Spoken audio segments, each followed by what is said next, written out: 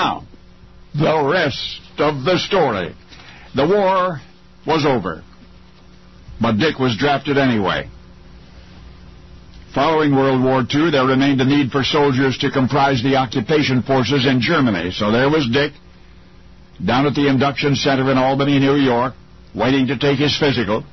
There were forms to fill out and booths to visit, a different booth for each medical specialty. Finally, Dick arrived at booth 13. Uh-oh, the psychiatrist. Well, Dick was still in his undershorts.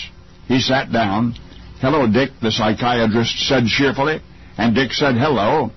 There were 3 impersonal icebreaker questions, all of them during which the psychiatrist smiled broadly.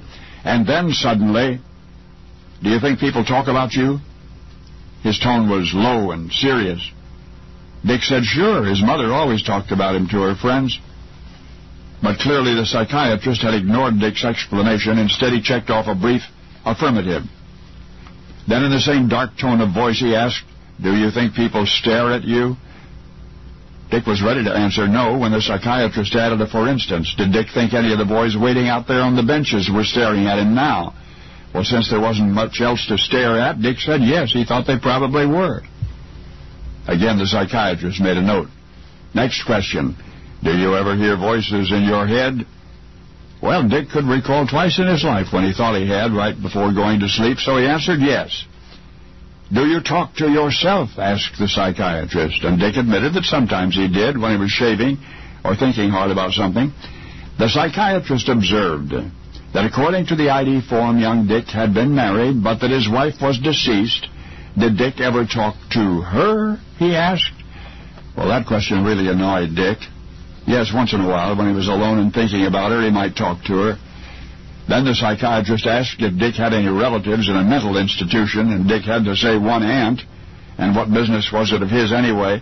And Dick was angry now, began arguing with the psychiatrist. The psychiatrist argued back. Dick was ushered to another desk to speak to another psychiatrist. Another argument ensued, more heated than the one before. And after the smoke had cleared, Dick was presented with a fistful of papers inscribed with things like, thinks people talk about him, thinks people stare at him, auditory hallucinations, talks to self, talks to deceased wife, maternal aunt in mental institution, and very peculiar stare.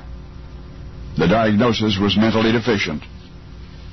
How could the Army psychiatrists have known that Dick, whom they had adjudged mentally deficient, one day would win the Nobel Prize in physics?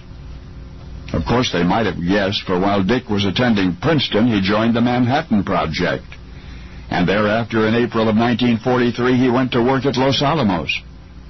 What I'm saying is that had the Army shrinks gotten to young Richard Feynman a little earlier, they surely would have declared him too unstable to make his invaluable contribution to the development of the atom bomb.